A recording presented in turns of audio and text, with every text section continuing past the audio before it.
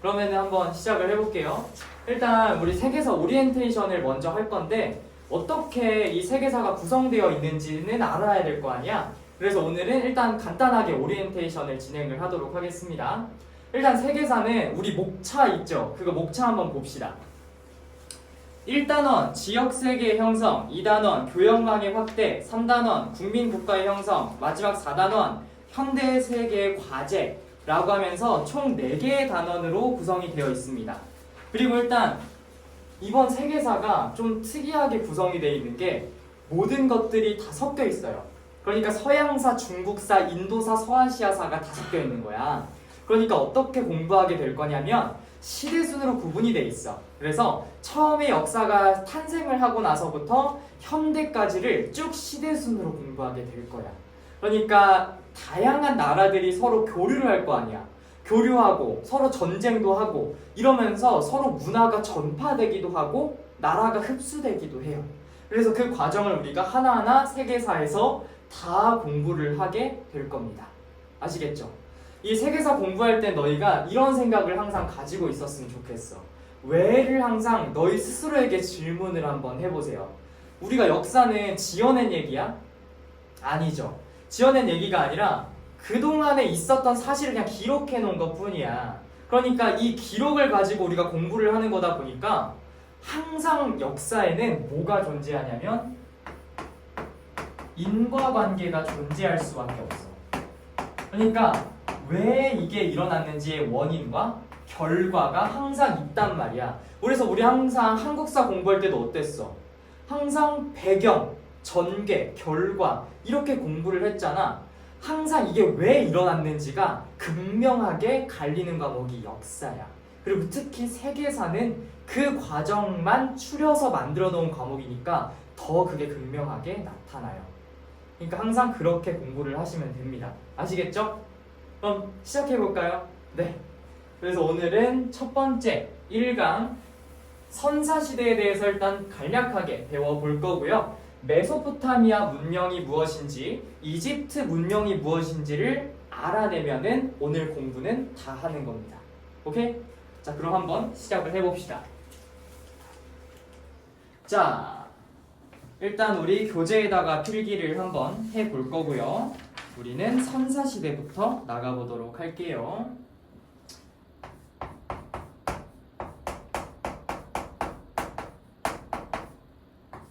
자, 그 선사시대 칸에다가 그 위에 빈칸 있죠? 거기서부터 채워나가면 되겠습니다.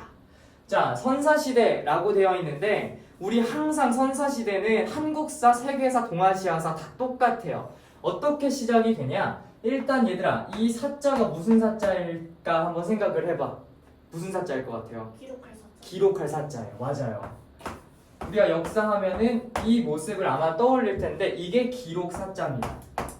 그러니까 우리가 역사를 공부한다라고 하면은 그동안에 있었던 모든 역사적인 사실들에 대한 기록을 배우는 거죠.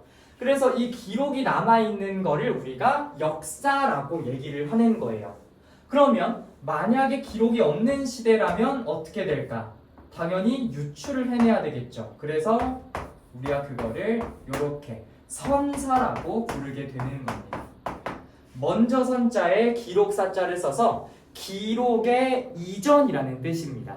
그러니까 기록이 되기 이전을 뜻하는 거잖아. 그러니까 뭔가 문헌이나 책이나 서적이라는 게 있을까 없을까? 당연히 없어요. 그러면 우리가 이 선사시대를 어떻게 유추하게 된 것이냐? 바로 탐구 방법이 있었겠지. 그게 바로 유물과 유적입니다. 되게 중요해.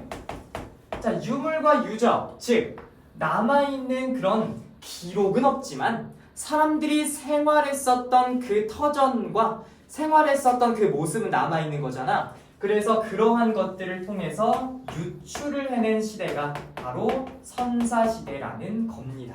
됐어요?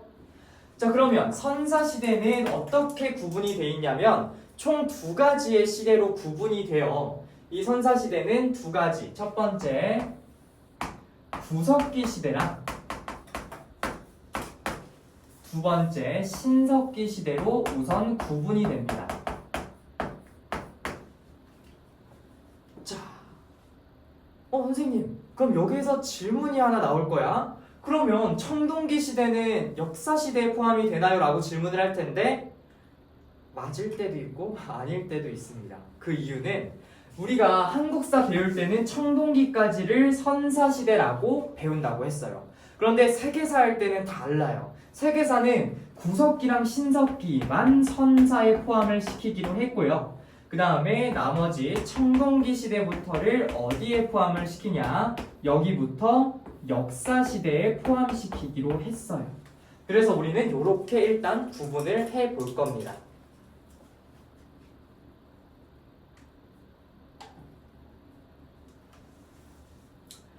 자, 그러면 넘어가서 이 선사시대의 특징들을 우리가 조금 더 분석해서 공부를 해보도록 할게요.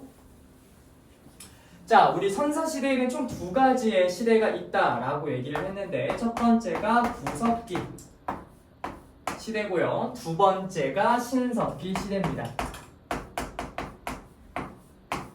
자, 여기를 한번 구분해서 공부를 해볼게요.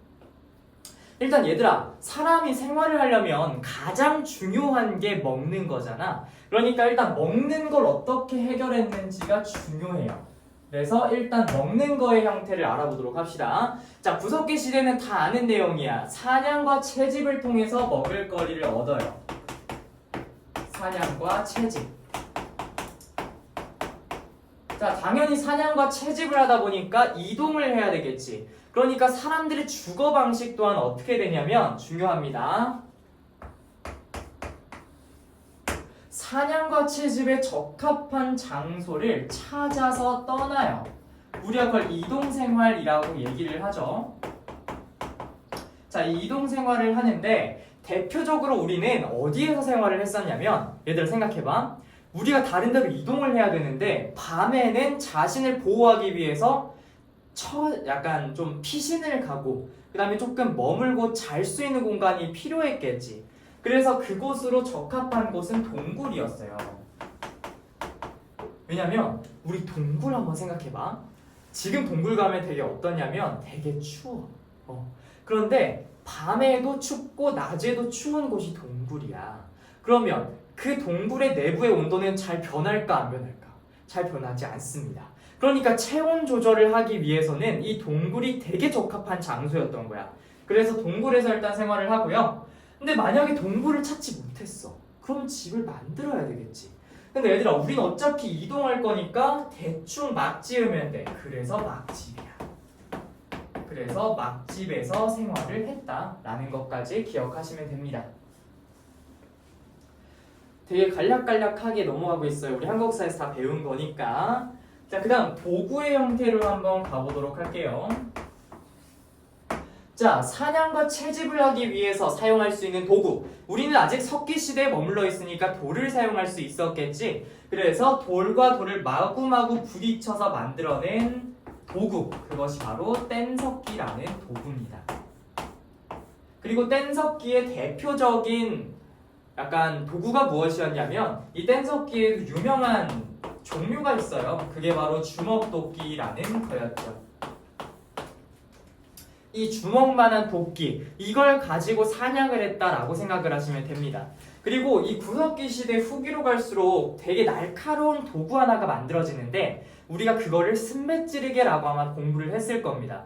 그런 식으로 이 막대기에다가 연결해서 이 동물을 사냥하는 모습이 보여지기도 하죠. 그래서 뗀석기 기억하시면 되겠고요. 자, 그 다음에 마지막 유물로 한번 가보도록 하겠습니다.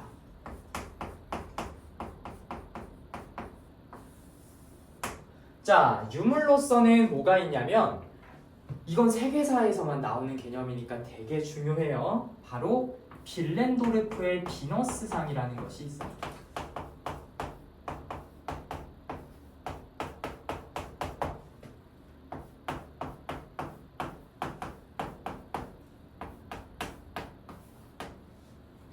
빌렌도르프의 비너스상.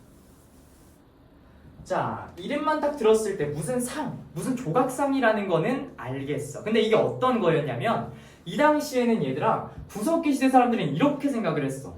제일 잘 사는 사람들은 아이를 많이 낳고 풍요로운 삶을 살아야 된다라고 생각을 했거든. 근데 아이는 얘들아 다 생물학적으로 생각했을 때 여성이 낳지. 그래서 여성의 상을 만들어서 가슴과 엉덩이 그리고 배를 되게 부각해서 만들었거든. 이가 되게 보면은 누구 닮았냐면 되게 뚱뚱한 진격의 거인 아니 얘들아? 그 진격의 거인처럼 되게 뚱뚱하고 크게 만들어놨어. 그게 당시에 이 구석기 시대 사람들이 되게 좋아했었던 인간 상이라고 해요. 그래서 이 빌렌도르프의 비너스상이 그런 조각상이었는데 이걸 만든 이유는 이것 때문이야. 다산, 아이를 많이 낳는 걸 다산이라고 부르고 그 다음에 당시에 풍요로운 삶 있지. 이 다산과 풍요를 기원하기 위해서 만들어낸 게 빌렌도르프의 비너스상이라는 거지. 그래서 시험 문제는 이렇게 많이 나와요. 빌렌도르프의 비너스상의 모습을 딱 주면서 딱 누가 봐도 비너스상으로 생겼어. 그래서 그 비너스상을 주면서 다음과 같은 유물을 제작한 이유를 물어본다면 이거겠죠. 아이를 많이 낳고 풍요를 기원하기 위해서라고 쓰시면 됩니다. 그리고 유물 한 가지 더 있는데 바로 요게 또 있어요. 우리가 동굴에서 생활을 한다라고 했었잖아요. 그래서 동굴 벽화를 만들게 되는데 이 동굴 벽화로서는 또 어떤 것들이 있냐면 라스코 지방에서 만들어진 동굴 벽화다 해서 라스코 동굴 벽화. 그 다음에 알타미라에서 발견됐다 해서 알타미라 동굴 벽화. 이런 것들이 있습니다. 그래서 라스코 동굴 벽화와 알타미라 동굴 벽화 이 두 가지의 종류가 대표적인 동굴 벽화였다라는 건데 그럼 얘들아 동굴 벽화에는 뭐가 그려져 있을까? 그렇지 동물이 많이 그려져 있어요. 그러니까 우리가 알고 있는 뭐 사슴이나 뭐 매머드나 이런 동물들 있잖아. 그것들을 다 동굴 벽화에다가 그려놨어. 그 이유는 무엇이냐? 이거 잡게 해달라고. 그러니까 이 동물을 사냥하고 싶은 거야 이 사람들은. 그래서 사냥하고 싶은 동물을 그려서 나 요거 사냥 성공하게 해주세요를 빌었던 거야. 그래서 동굴 벽화라는 걸 제작을 했다라는 것까지 기억하시면 되겠습니다. 됐어요? 덥지 않니? 뜨거워야 되겠다. 자, 그 다음 신석기 시대로 가볼 건데 얘들아 구석기 시대에는 사냥과 채집을 통해서 먹을 거리를 얻었다면 신석기 시대에는 조금 변해요. 바로 농경과 목축이라고 하는 게 시작이 되는 거야. 자, 그러니까 사람들이 농사를 짓기 시작을 했어. 대표적으로 어떤 농사를 지었냐면 조, 수수, 피 이런 곡물들을 재배를 했는데 아직까지는 벼농사가 시작이 되지는 못했습니다. 하지만 일부 지역에서는 신석기 시대에도 시작이 됐다라는 기록이 남아있긴 하나 세계사 대부분 지역을 봤을 때 아직까지 시작을 한 곳은 별로 없었어요. 그래서 농경과 목축을 하다 보니까 사람들은 정착을 해야만 했었고 정착 생활로 생활의 방식이 바뀌어 나갔다라는 거 기억하시면 됩니다. 자, 얘들아 정착을 해. 그러면 집을 조금 더 정교하게 지어야 되고 사람들은 체온 조절이 유리한 그런 지형을 만들게 되었을 거야. 그게 바로 움푹 파인 집, 움집이었는데요. 자, 움푹 파였대 얘들아. 집이 있잖아. 요렇게 땅이 있으면 집을 요렇게 움푹 파놓고 그 위에다가 집을 올려요. 왜냐면 땅 밑은 얘들아 되게 어떻냐면 날씨 잘 요인을 안 받습니다. 그냥 그 온도가 그 온도인 거야. 그러니까 체온 조절이 굉장히 유리했어요. 그래서 일부러 움푹 파인 집인 움집을 만들었다라고 생각하시면 되고요. 세계사에서 또 중요하게 다루는 게 뭐냐면 이 직사각형 모양의 집으로 나중에 변하게 되기도 했어요. 그래서 처음엔 이렇게 세모난 집을 만들었지만 점점 이렇게 직사각형 모양의 집도 만들기도 했다라는 거 기억하시면 됩니다. 됐어요? 자, 그 다음 도구는 살짝 바뀌어서 간섭기라는 걸 만들게 되는데 얘들아 이제는 이 돌이 해줘야 될 역할들이 많은 거야. 처음에 구석기 시대에는 돌 가지고 뭐만 하면 되냐면 저기 맘모스 있어? 미친 듯이 달려가가지고 그냥 때려 죽여야 돼. 그래, 그렇게 해가지고 먹을 거리를 얻었던 게 뗀석기인데, 이제는 돌이 해줘야 되는 역할이 되게 많아. 뭐가 있냐, 일단. 농사를 지었어. 그러면 곡물이 만들어졌겠지. 그럼 곡물의 껍질을 어떻게 해줘야 될까? 벗겨내야 되겠지. 그래서 그 역할을 하는 게 갈돌과 갈판이라는 건데, 그게 대표적인 간석기였어요.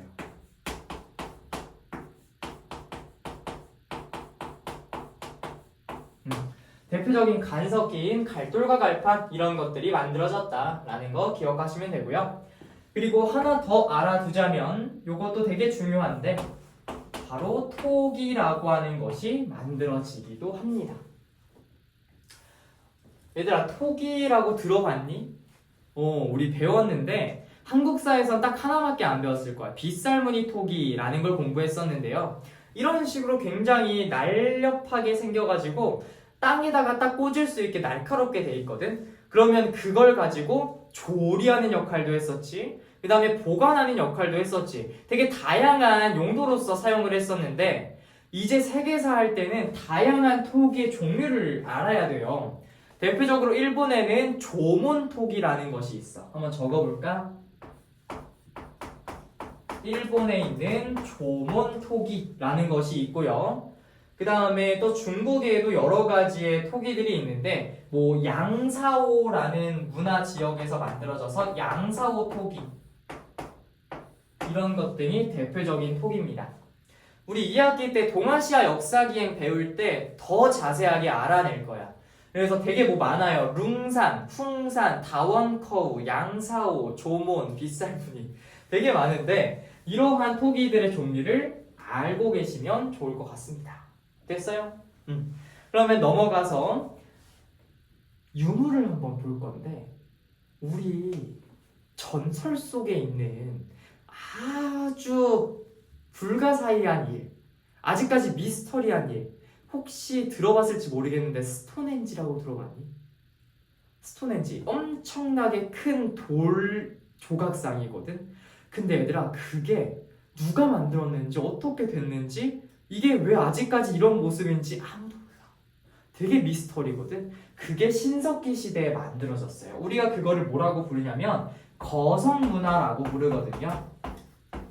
엄청나게 거대한 돌로 만들어져 있는 조각상, 그런 거성문화가 만들어진 게 신석기 시대인데 이 거성문화의 대표적인 게 쌤이 방금 얘기했었던 스톤헨지라는 것이 있어요.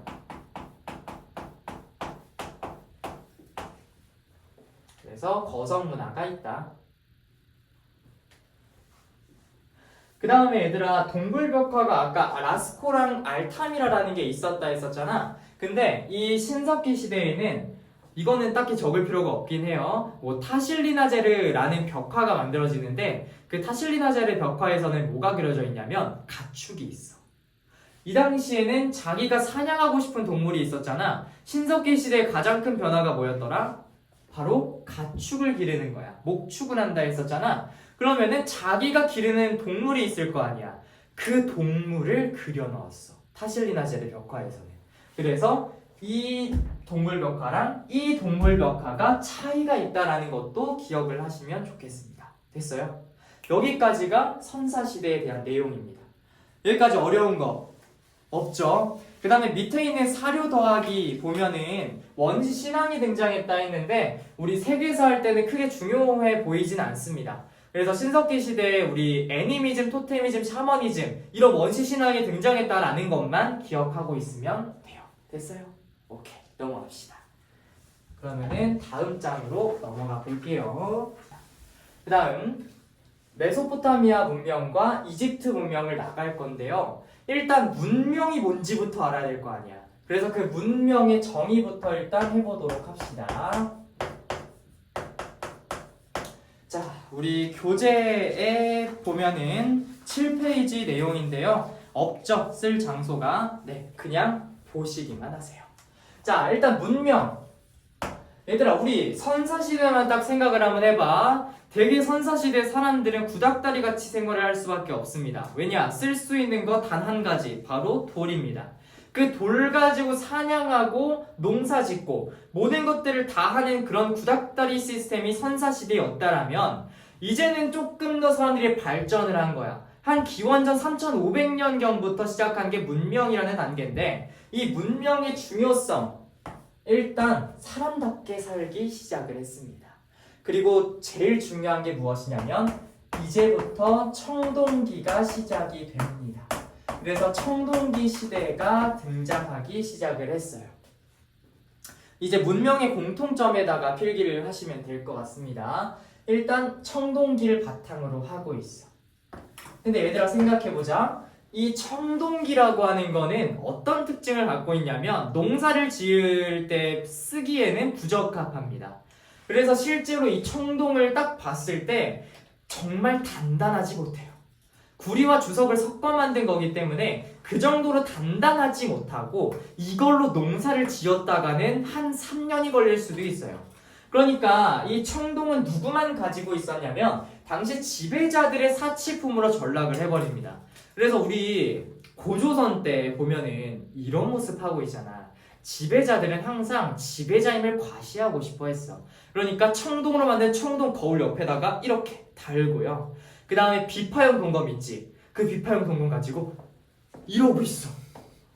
이러고 제사의식도 하고 이러고 과시하는 거야. 그러니까 이 당시에 사람들은 그게 멋의 기준이었어. 그래서 청동은 대부분 뭘로 사용이 됐냐면 지배자들의 사치로 전락이 됐다. 이게 일단 중요한 내용입니다. 왜냐? 이 당시에 청동으로 농사를 지었다고 생각하는 사람들이 있어. 하지만 아니에요. 이 농사의 변화가 생겨난 것은 철기 시대에 와서 철의 보급이 있을 때 그때 농사의 기구로서 사용을 합니다. 그러니까 지금까지 돌이야. 자, 그 다음 이게 일단 첫 번째 내용이었고요. 두 번째 또 중요한 것은 선생님이 아까 얘기했지. 청동기 시대는 뭐가 시작이 되는 시대다? 바로 역사가 시작이 되는 시대다. 그래서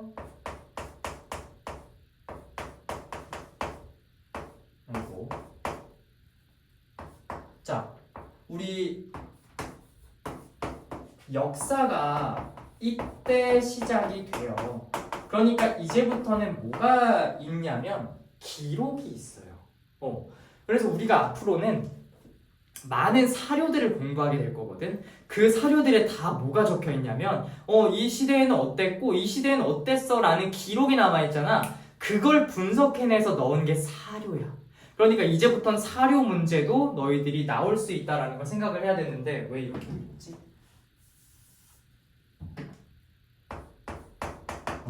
그래서 역사 시대가 이때 시작이 돼서 이제는 기록이 남아있다. 그 다음 세 번째 또 뭐가 등장을 하게 되냐면 우리나라 한번 생각해봐. 청동기 시대에 어떤 국가가 생겨났더라? 고조선이에요.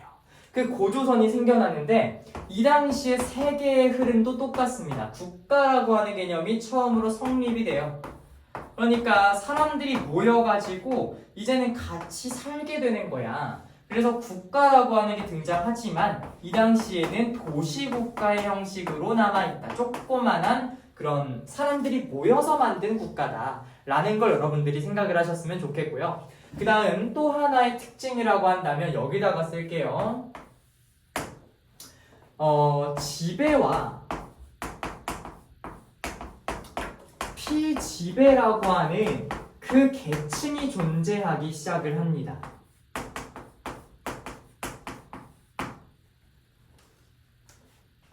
자, 지배와 피지배. 그러니까 이제는 지배를 하는 사람과 지배를 받는 사람이 존재한다라는 거야. 이게 등장하게 된 배경을 일단 설명을 해드릴게요. 우리 4대 문명이라고 하는 4가지 문명이 있어. 첫 번째 메소포타미아 문명, 두 번째 이집트, 세 번째 인도, 마지막 중국 문명이거든. 근데 이 4가지의 문명에는 공통점이 하나 있다. 바로 뭐냐? 강에 있습니다. 강. 모든 문명은 다 강에서 출발을 했거든. 왜냐면 물을 얻기도 쉽지. 그 다음에 땅이 비옥하지. 그래서 농사가 잘 되잖아. 그러니까 이러한 점 때문에 강가 근처의 문명이 만들어졌거든. 그러면 얘들아, 그 강가 주변에 마을이 형성이 될 거 아니야. 근데 그 마을에서 생각을 해보면은 이런 일이 가끔씩 발생한다. 바로 홍수야. 그 물이 범람해서 홍수가 나면은 그 마을 주민들 어떻게 될까? 당연히 대져요. 얘들아, 홍수가 나면은 우리가 호잇자 이렇게 피하면 될 것 같잖아. 아니야. 그 자리에서 대지는 거야. 같이 천국으로 올라가요. 그럼 얘들아, 문제는 무엇이냐면 이 홍수를 대비를 할 사람이 필요했던 거야. 우리가 그걸 뭐라고 부르냐면 이렇게 얘기합니다. 바로 치수사업이라고 얘기해요. 자, 이거는 다스릴 치고요. 이거는 물수예요. 그러니까 물을 다스리는 사업이 되게 중요했다라는 건데 이 홍수가 났을 때 어떻게든 이 주민들한테 피해를 적게 해야 되니까 그걸 담당했었던 게 치수 사업이고 이 물을 잘 다스리는 사람들이 있었겠지. 그런 전문가들이. 그 치수 사업에서 성공하고 잘 된 사람들이 지배자로 오르게 되는 겁니다. 그래서 지배자라는 개념이 처음으로 등장했고, 그러면 지배를 하는 사람이 있다라면 지배를 받는 사람도 자연스럽게 생겨나겠지. 그게 바로 피지배라고 하는 계층인 겁니다. 계급이 등장한 거예요. 그 다음 5번째로 한번 가봅시다. 자, 아까 선생님이 얘기했어요. 이미 큰 강 유역에서 발전을 하게 됐다라고 했었는데 어느 강 유역에서 만들어졌는지 그 정도까지도 알고 있어야 된다 까지 기억하시면 됩니다.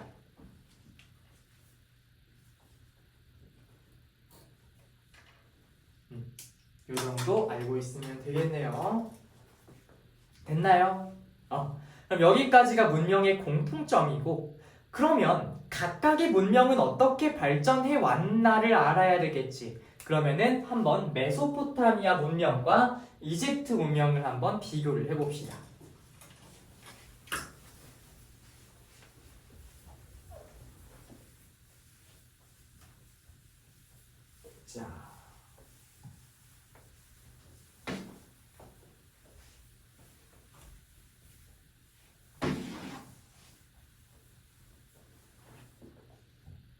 자, 일단 메소포타미아 문명.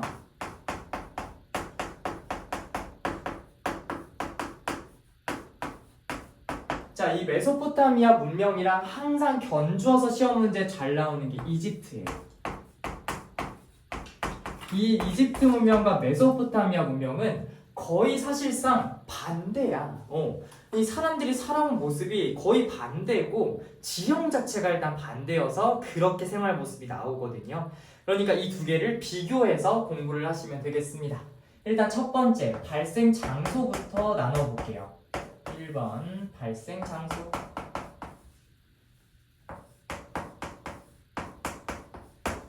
자, 메소포타미아 문명 같은 경우에는 강 이름이 조금 길어요. 뭐냐면 바로 티그리스강.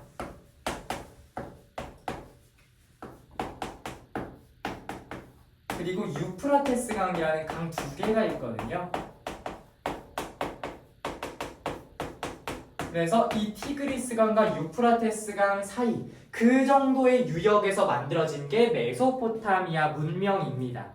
자, 우리 지도로 한번 파악해 볼게요. 우리 교재에 나와 있는 지도에서 2번 나라 한번 확인해 보세요. 거기가 지금 보면은 중동이라고 하죠. 그 중동 지역, 그 지역에서 발원을 했던 게 메소포타미아 문명입니다. 그런데 일단 얘들아, 티그리스 강과 유프라테스 강 자체가 특징이 뭐였냐면 물이 미친듯이 범람을 해.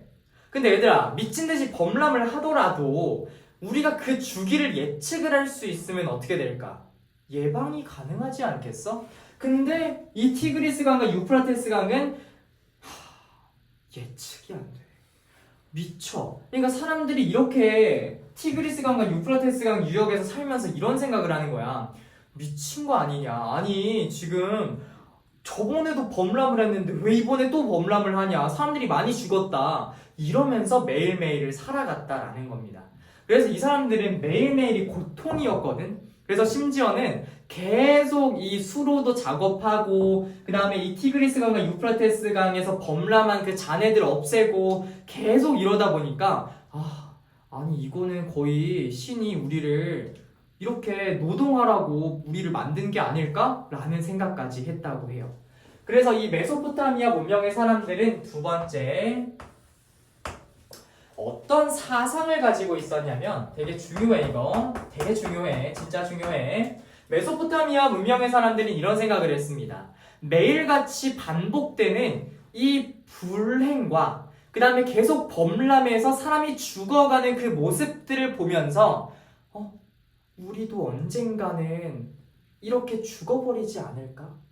내가 내일 이 삶이 끝나면 어떡하지?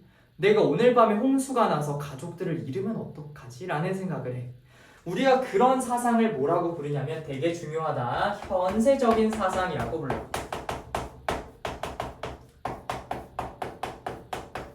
그러니까 현실에 만족하는 사상이라는 건데 우리가 매일매일 살아가면서 죽을 위기를 맞이하는 곳에 살고 있잖아. 그러니까 언제 죽을지 모르는 생각으로 오늘 하루를 충실히 현실에 만족하면서 살아가자는 사상이 만들어지거든.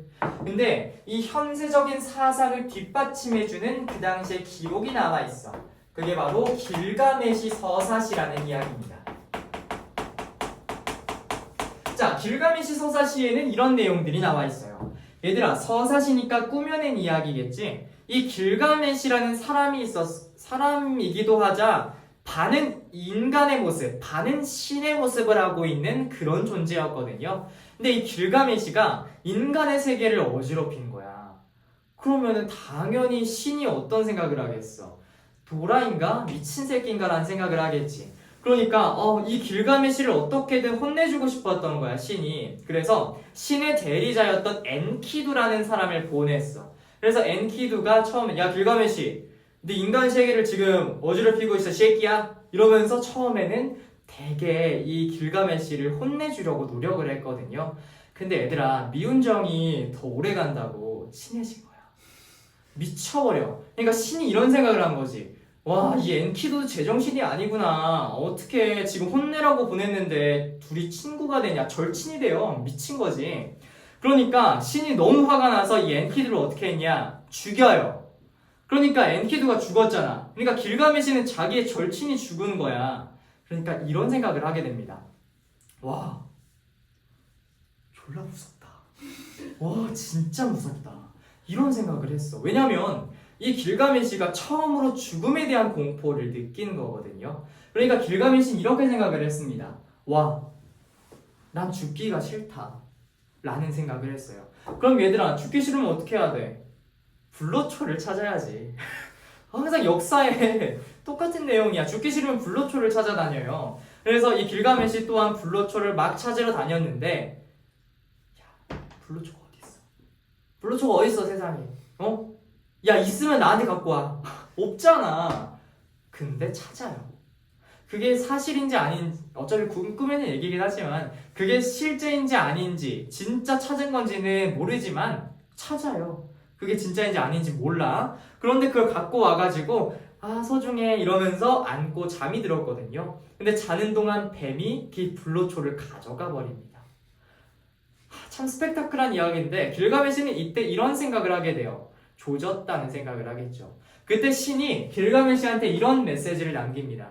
길가메시여, 당신은 생명을 찾을 수 없습니다. 그리고 신은 인간을 창조할 때 반드시 죽음 또한 붙여놓았고 그 죽음은 당신이 해결할 수 있는 문제가 아닙니다. 가서 따뜻한 물에서 목욕을 하시고 부인을 안아주십시오. 이런 얘기를 합니다. 여기서 생각을 해보자. 아니, 왜 갑자기 부인을 안아주고 갑자기 따뜻한 물에서 목욕을 하래? 이 생각을 아마 할 겁니다.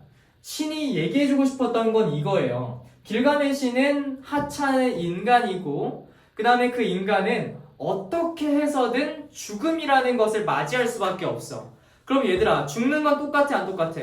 똑같아. 우린 다 죽어. 그런데 그 한 번뿐인 인생을 어떻게 사는가, 어떻게 행복하게 사는가는 본인에게 달려있다는 거야. 집에 가서 따뜻한 물에서 목욕을 하고 부인을 안아주는 거. 그거는 인간이 선택할 수 있는 거잖아. 근데 죽음은 선택을 못해요. 그러니까 선택할 수 있는 것만이라도 충실히 현재를 살아가라는 메시지입니다. 딱 어떤 사상이랑 어울리는 거야? 현세적 사상이죠. 그래서 이 현세적 사상을 보여주는 것이 길가메시 서사시라는 겁니다. 됐어요? 좋습니다.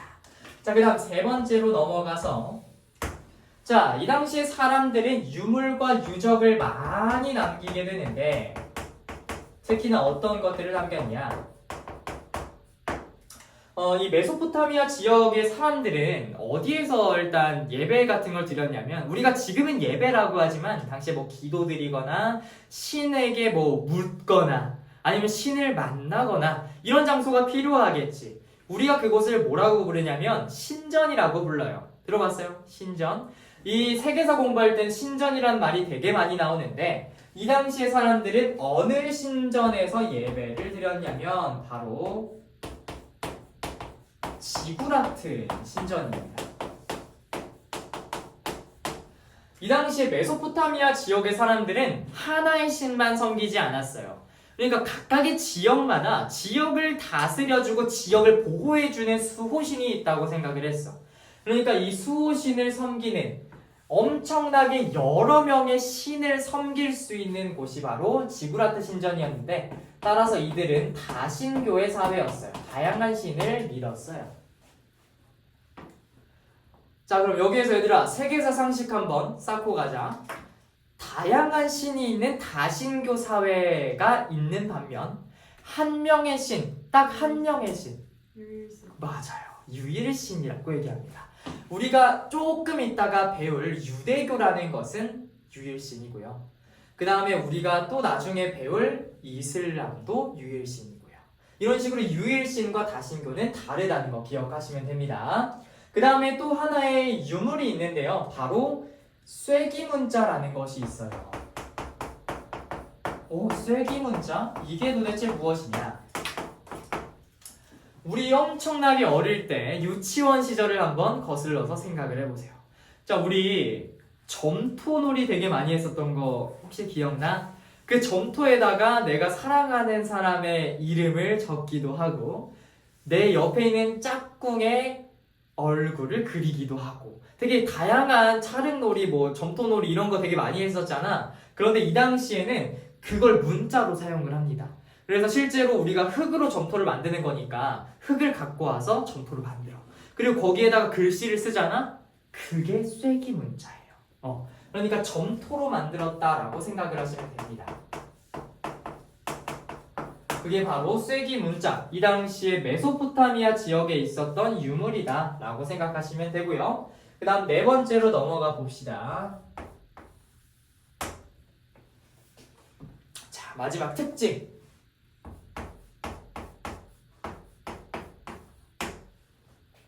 자, 이들은 어떤 특징을 일단 가지고 있었냐면 다양한 숫자를 세는 방식이 있어요.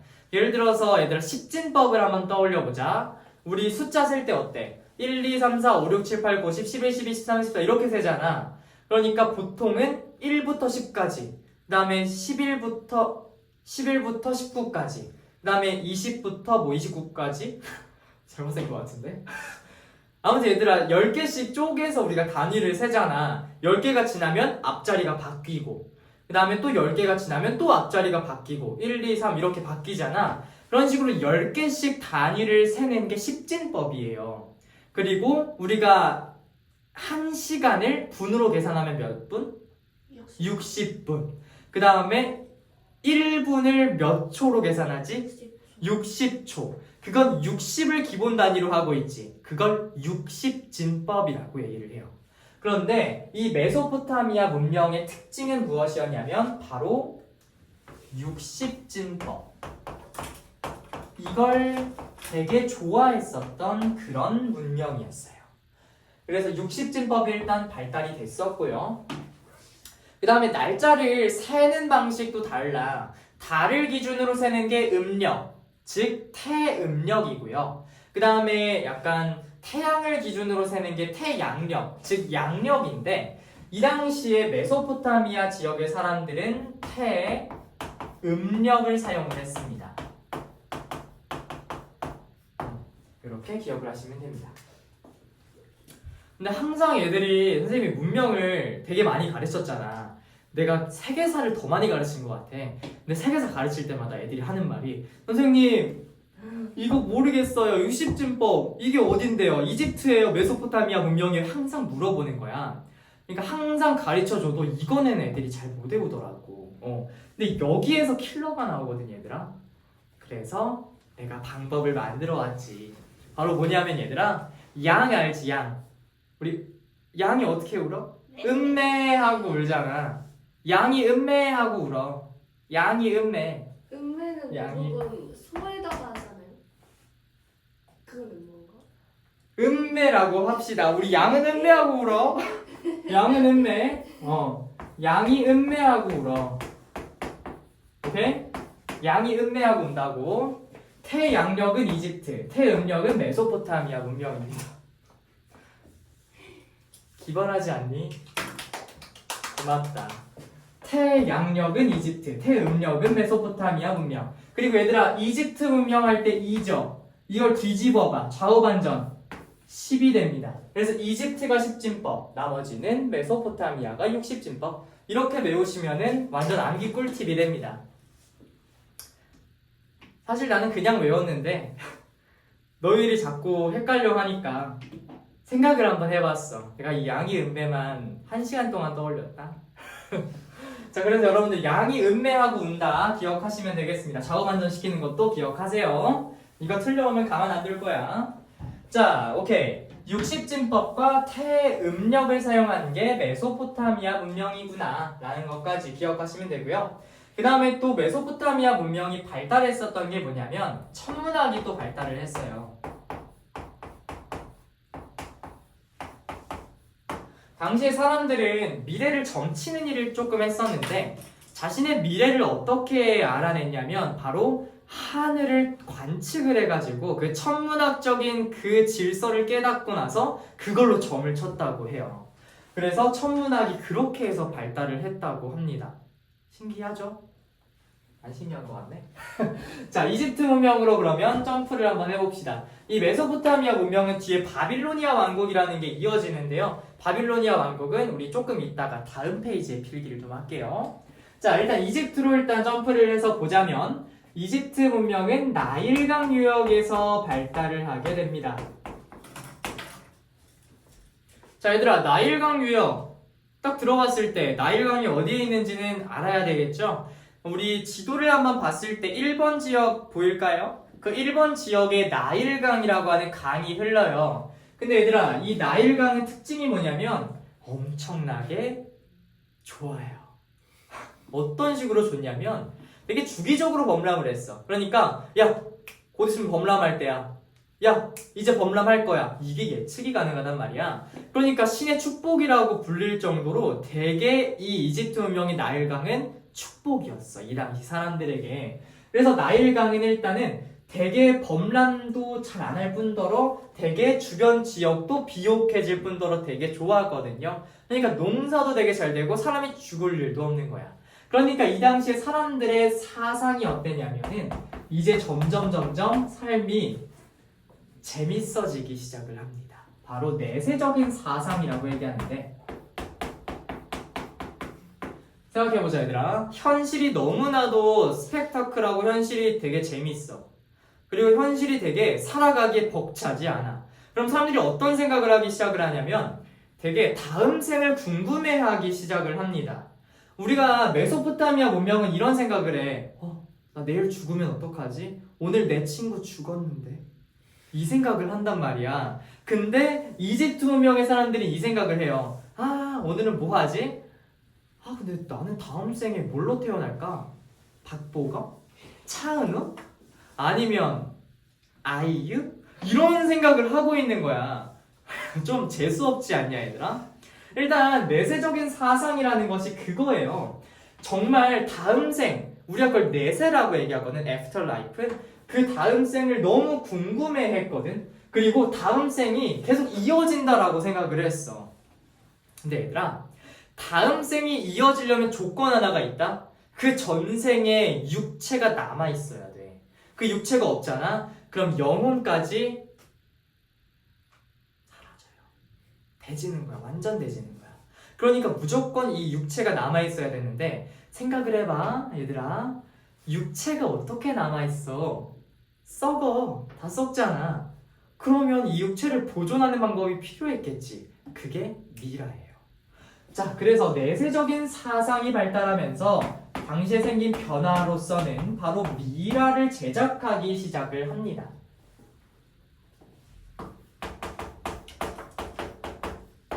그래서 미라를 제작해서 당시의 사람들은 다양한 그런 육체를 보존하기 위한 수단을 생각을 해냈다라는 거 기억하시면 됩니다. 그래서 심지어 얘들아, 이 미라를 만들기 위해서 꼭 필요한 게 뇌도 얘들아 썩는 거 알아? 당연히 썩겠지. 뇌를 빼내요. 어떻게 빼냈냐면 코에다가 바늘을 넣어가지고 이렇게 쪼개서 뇌를 빼냈다고 합니다. 우리 지금 얘들아 신경외과 가면은 뇌 수술하잖아. 대부분 수술할 때 이 머리를 여는 수술도 있지만 코로 내시경을 넣어서 하는 TSA 수술이라는 걸 해. 의학 드라마 보면 나와, 스리생에. 그래서 그런 시술을 하는데 그게 뇌를 빼낸 작업과 똑같다고 해요. 그러니까 이 당시에 의학이 그렇게 발달한 거야. 되게 신기하지 않니? 안 신기해? 미안. 자, 그래서 내세적인 사상이 있고요. 그 다음에 이 당시에 이집트 문명에서는 뭐가 만들어지냐면 바로 중요한 거 피라미드라는 것이 만들어집니다.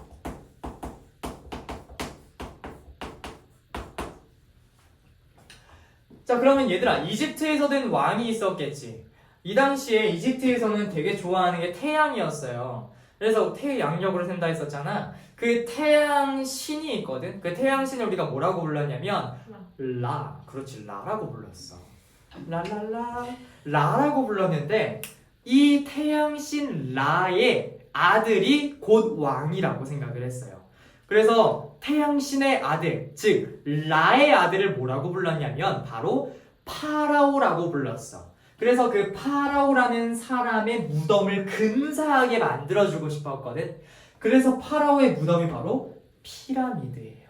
그리고 얘들아, 그 피라미드를 아무나 도굴하면 안 되겠지. 그럼 앞에 경비를 세워야 되잖아. 그런데 그렇지. 그래서 만든 게 스핑크스예요. 피라미드와 스핑크스라고 하는 것을 만들어서 앞에 보호해주기도 하고 겁나 깔쌈하게 만들어 놓은 그런 무덤을 제작했다라는 거 기억하시면 되고요. 또 중요한 거 바로 사자의 섭라는 것이 있습니다. 자, 되게 중요한데 얘들아 뭐냐면 이 당시에 사람들은 내세를 믿었다고 했었지. 그러면 얘들아 그 내세, 즉 사람이 죽고 나서 이어지는 사후 세계에 가려면 어떤 식으로 가야 되는지에 대한 길이 있어야 될 거 아니야. 그걸 도와주는 사람, 우리 전설 속에 많이 나오고 괴담에 많이 나오는 저승사자들이 있습니다. 그 저승사자 할 때 사자예요. 근데 얘들아, 그 저승사자들이 끌고 가가지고 이 사람을 다음 생으로 보내야 되잖아. 그러면 이번 생을 어떻게든 마쳐야 되겠지. 마치기 위한 마지막 과정이 바로 뭐냐면 심판을 받아요. 이 사람이 어떤 인생을 살았는지에 대한 인생을 심판하는 것이 이 사자에서 안에 들어가 있습니다. 그러니까 얘들아, 내가 만약에 이런 삶을 살았어. 뭐 도둑질을 하고 사람 죽이고 막 사기치고 보이스피싱하고 이런 삶을 산 사람과 그 다음에 옆에 있는 내 친구는 평생을 기부하고 평생을 무단횡단 하나 안 하면서 살았어. 이 두 사람이 똑같이 다음 생을 살아야 될까? 안 되겠지. 이런 불공평한 게 어딨어. 그럼 누구 다 사기치고 보이스피싱하지. 당황하셨어요. 이러면서 사기칠 거 아니야. 그래서 심판을 해요.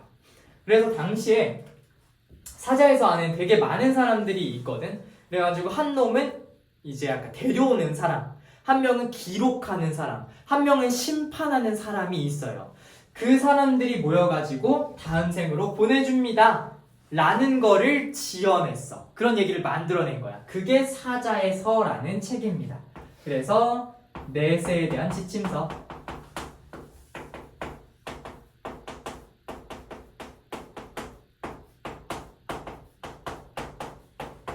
다음 생으로 어떻게 이어지는지에 대한 지침서를 나타낸 것이다. 그래서 실제로 이런 내용들이 있어요. 깃털과 그 사람의 무게를 저울로 딱 재서 뭐 죄를 심판한다 뭐 이런 내용이 나와 있습니다.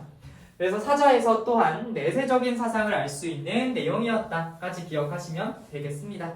자, 그 다음 특징 뭐 다 얘기했죠. 십진법. 이집트의 이 일을 좌우 반전시키면 10이 된다. 그리고 양이 음매하고 온다 했으니까 태양력을 믿었다. 기억하시면 됩니다. 자, 그리고 얘들아, 쌤이 아까 또 얘기했던 것 중에서 미라를 제작하기 위해서 사람의 인체를 해부하고 사람을 분석하는 일을 많이 했어. 즉, 의학이 발달하게 된 계기도 되었다. 라는 것 또한 기억하시면 됩니다. 그 다음에 또 하나 중요한 거를 얘기하자면 상형 문자를 만들기도 했어요. 그러니까 사물의 모양을 본떠서 만든 문자인 상형 문자를 제작하기도 했다라는 거 기억하시면 되고요.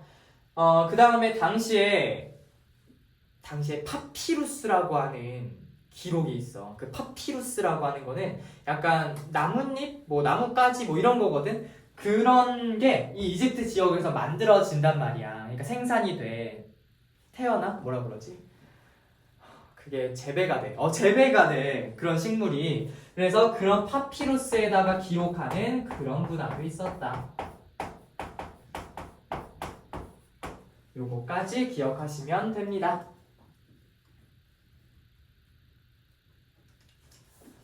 자, 됐어요.